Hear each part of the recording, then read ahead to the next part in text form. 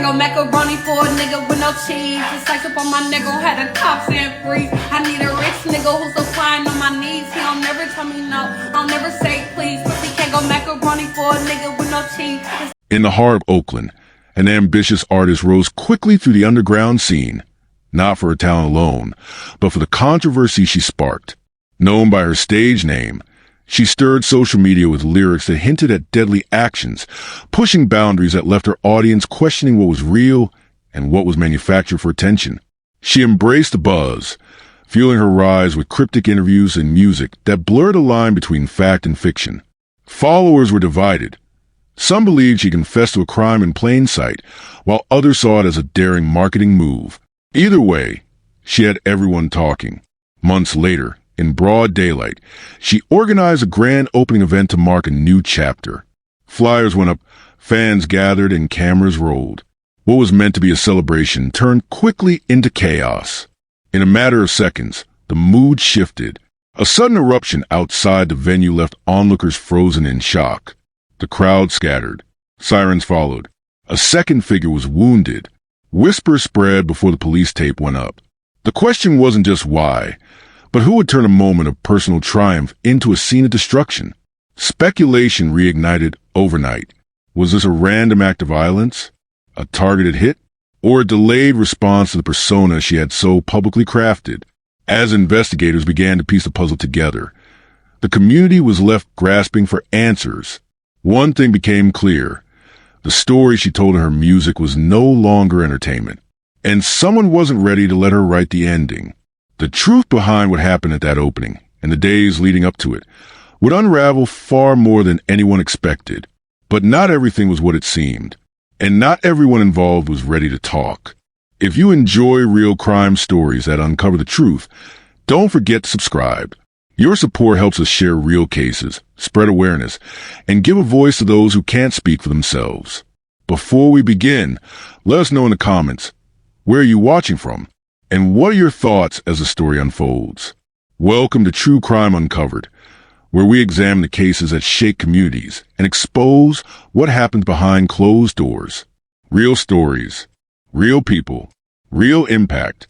Subscribe now and turn on notifications. You won't want to miss what's coming next. Aliana Green, publicly known as DaGod, was a 27-year-old independent rapper from Oakland, California. Raised in the city's urban core, she grew up navigating a challenging environment that shaped much of her identity. Her background reflected the broader issues facing many young creatives in inner-city Oakland: limited opportunities, community instability, and the pressure to stand out in a competitive environment. She attended school locally but was known more for her ambition than her academic record. Sources suggest she pursued alternative paths early on, diverting from traditional routes in favor of building a name in the underground music scene. Her early exposure to West Coast hip-hop, street culture, and digital media gave her the tools to craft a unique voice. DaGod's transition into music was less about performance and more about message control. She leaned heavily into bold, often controversial imagery. Her lyrics painted vivid narratives, mixing street realism with online shock value. She understood how to manipulate attention and use social media to amplify her persona as unapologetic and untouchable. Though no formal criminal record was publicly available, her lyrics often hinted at violence, retaliation, and lawless behavior, blurring the lines between fiction and reality. She was loosely affiliated with a circle of local artists, producers, and online personalities, many of whom gained traction through similar content strategies. What shaped DaGod's image as an unapologetic and fearless artist? Was her online persona a calculated performance or a reflection of deeper truths? DaGod's digital presence began gaining traction in late 2022. Between then and early 2024, she released a series of singles and freestyle clips that were repeatedly shared across platforms like Instagram, YouTube, and TikTok. Her rise wasn't fueled by major labels or viral gimmicks. It was built on controversy. The turning point came when she released a track that included a line, "Did it clean like I did my ex." This lyric, coupled with a music video featuring crime scene aesthetics, led to rumors that she had confessed to killing a former partner. While no official police report supported the claim, and no missing persons case was tied to her, the rumors spread quickly. It went beyond fan speculation. Media outlets began to question whether it was a marketing ploy or an overlooked confession. DaGod did little to clarify. In one Instagram live session, she stated, "I speak facts, but facts don't mean confessions," leaving viewers to interpret her meaning. Her reluctance to deny the rumor outright added fuel to the speculation. The result was a wave of attention, both supportive and critical. Some hailed her as bold and authentic, while others accused her of glorifying violence and manipulating trauma for fame. Law enforcement did not publicly investigate the claim, but the content raised flags among community members and local organizations. Did her music cross a line from entertainment into confession? Who benefited the most from the publicity generated? On July 13, 2024, DaGod hosted a grand opening for Glamour Beauty Supply, a new store located on Telegraph Avenue in Oakland's Temescal district.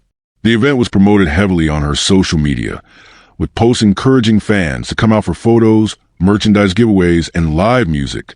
The store's layout included outdoor seating where DaGod and her team greeted supporters. The weather was clear, and dozens of attendees gathered outside, some recording the moment on their phones.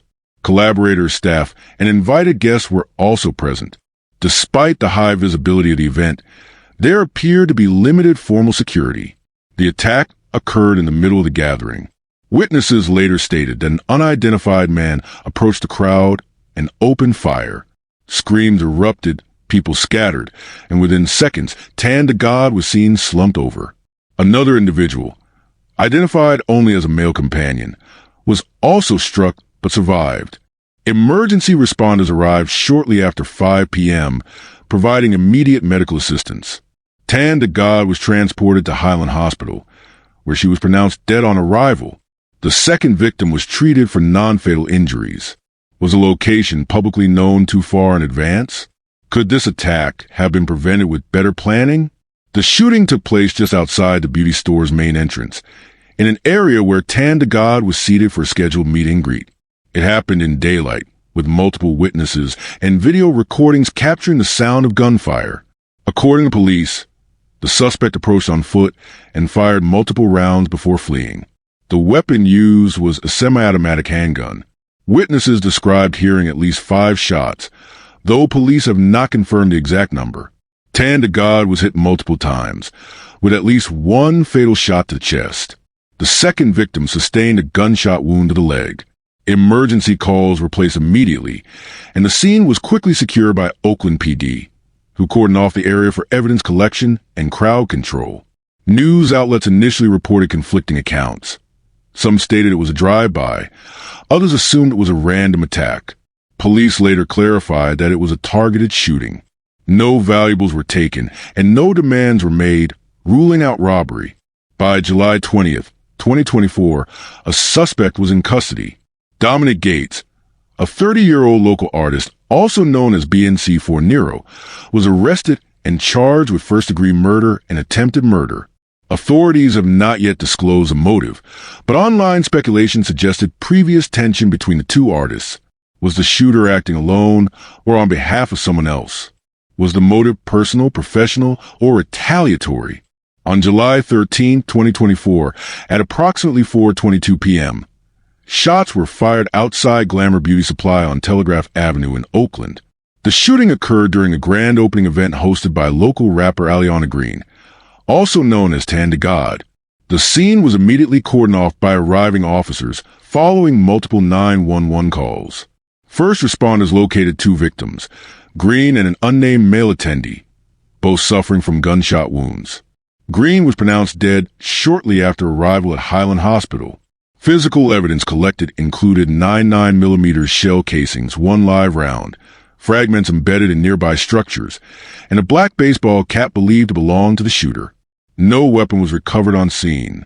Investigators retrieved security footage from at least 4 nearby businesses, including a liquor store and an auto detailing shop. Cell phone videos from event attendees were also secured, providing multiple angles of the shooting. One clip captured the shooter's approach, discharge of weapon, and rapid departure on foot. Eyewitnesses described the shooter as a black male, medium build, wearing a dark hoodie and jeans. One vendor reported seeing the suspect loitering in the area 20 minutes before the incident, but did not find it suspicious at the time. A preliminary ballistics analysis linked the recovered shell casings to a semi-automatic Glock handgun. Later comparison with a seized weapon during the suspect's arrest confirmed a match. Despite the rapid lockdown of the scene, completed within 18 minutes of the shooting, questions remain. Were any mistakes made during evidence collection? Was the scene too chaotic to confirm the intended target? Could anyone else in the crowd have been the intended victim? The investigation commenced immediately. Oakland police launched a task force within hours, working closely with the Alameda County District Attorney's Office. By day 2, authorities held a press conference confirming that DaGod was a deceased victim and that the second individual had survived surgery. Digital evidence was prioritized. Investigators pulled DaGod's phone records, analyzed her social media messages from the past 48 hours, and reviewed security footage from her vehicle's dash cam, which was parked near the entrance. The analysis of her last communications revealed several direct messages from unidentified accounts containing hostile language and threats, some referencing past lyrics. Investigators noted that some messages originated from IP addresses associated with the Bay Area. State and federal agencies, including the California DOJ's Bureau of Investigation, were brought in to assist due to the high-profile nature of the case. The FBI offered technical support for decrypting device data. Law enforcement also began reviewing DaGod's past lyrics and interviews to assess if previous controversial statements may have incited real-world retaliation. Some viewed her online persona as fictional bravado. Others suspected that unresolved tensions were deliberately inflamed by her public content. Did her provocative content delay or confuse the early direction of the investigation? Were law enforcement or surveillance agencies already monitoring her activity before the shooting? On July 19, 2024, authorities arrested 30-year-old Dominic Gates, also known in music circles as BNC4 Nero. He was taken into custody during a traffic stop in East Oakland. Gates had a prior arrest record, including weapons charges and aggravated assault in 2021, though he had no active warrants at the time of the shooting. A search of his residence uncovered a black hoodie matching the description from the scene, a Glock 19 handgun with spent casings, and 2 mobile phones. Forensic tests confirmed that the weapon matched the ballistics of the casings found at the crime scene. Investigators uncovered a possible motive rooted in personal rivalry and jealousy. Gates had reportedly dated a woman later associated with DaGod and had publicly accused her of exploiting his name for clout. Additionally, he had released a diss track months earlier referencing her by name. Testimony from witnesses, GPS data placing Gates in the vicinity, and digital evidence from his devices contributed to a warrant being issued. He was formally charged with first-degree murder, attempted murder, and unlawful possession of a firearm. Dominic Gates declined to issue any public statement post-arrest and entered a plea of not guilty. Did Dominic act entirely on his own, or was there external influence? Was this truly about music, or something deeper and personal? The initial court hearing was held on July 23, 2024. Gates was represented by a public defender and denied all charges. Bail was denied, citing risk to public safety and flight potential. During preliminary hearings, the prosecution presented surveillance video, forensic evidence, and multiple witness statements. Screenshots of hostile DMs between Gates and the victim were also entered into evidence. The defense countered with claims of mistaken identity and challenged the reliability of eyewitness descriptions. They argued the video footage lacked a clear visual of Gates' face and hinted at the possibility of another individual using his clothing or phone. The court scheduled a full trial to begin in late 2025. A motion to suppress the digital messages is currently under review. Public interest in the trial remains high. News crews covered every court appearance, and social media has divided into opposing camps debating her lyrics, lifestyle, and legacy. Will the trial reveal a wider web of underground music feuds? What will happen if Gates refuses to testify about his intentions or past? The music industry responded swiftly. Some artists posted tributes celebrating DaGod's influence, while others questioned the line between persona and provocation. A mural was painted near the site of the shooting, and a candlelight vigil drew hundreds. Online, the discourse polarized. Some fans blamed the media for sensationalizing her image. Others claimed she was a victim of her own narrative building. In Oakland, her death reignited debates about gun violence, unsafe performance spaces, and exploitation of trauma in digital media. The ripple effect extended into the local music scene. At least 3 venues increased security for live events, and some artists reconsidered using violent themes in promotions. Has her death become a warning or a symbol of creative freedom's limits? Will her public image continue to shape her legacy more than the facts? DaGod's family issued one formal statement, asking for privacy and justice. They held a private memorial and declined media interviews. The second shooting victim remains unidentified publicly.